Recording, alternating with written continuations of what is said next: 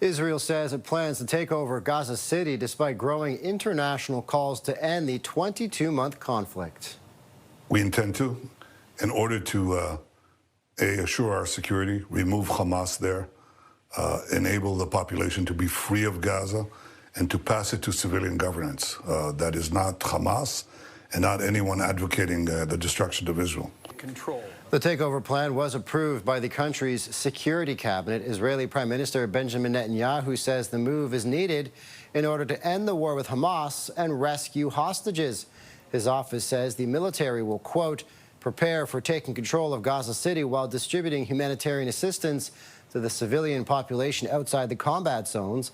Last month, 28 Western-aligned nations, including Canada, called for Israel to end the war. Let's bring in Christian Leuprecht, military analyst at Royal Military College. Christian, thanks so much for your time. What would the takeover of Gaza City mean for this war and the potential for any sort of resolution?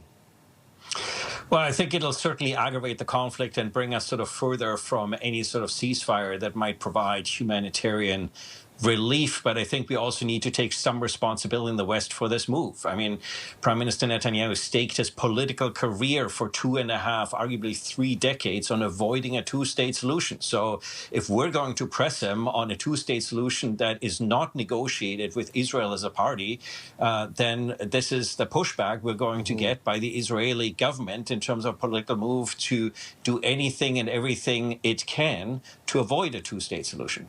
As you touched on, this is a controversial plan. We've seen protests both within Israel and international concern as well. But what more is needed? Yeah, so that's interesting. So on the one hand, I think the constituency that ultimately really matters and that most people seem to ignore is the Israeli electorate, and that Benjamin Netanyahu will have to have elections probably sooner rather than later.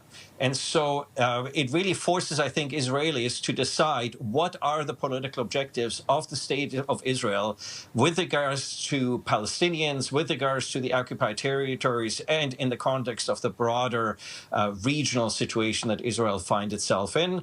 And it also is forcing Israel's international allies to make decisions in terms of are they going to, what aspects of Israel's political goals can they support?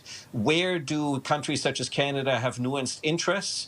But also being careful not to inadvertently provide political wins to Hamas for, on the one hand, holding out and engaging in terrorism, because we've seen the fist pumping by Hamas leadership to some of the announcements, both on a recognition of a Palestinian state and seizing weapons deliveries to Israel, which, of course, provides a strategic advantage to Hamas. Christian Leuprecht is a military analyst at Royal Military College. Christian, greatly appreciate your time today. Thanks so much for this.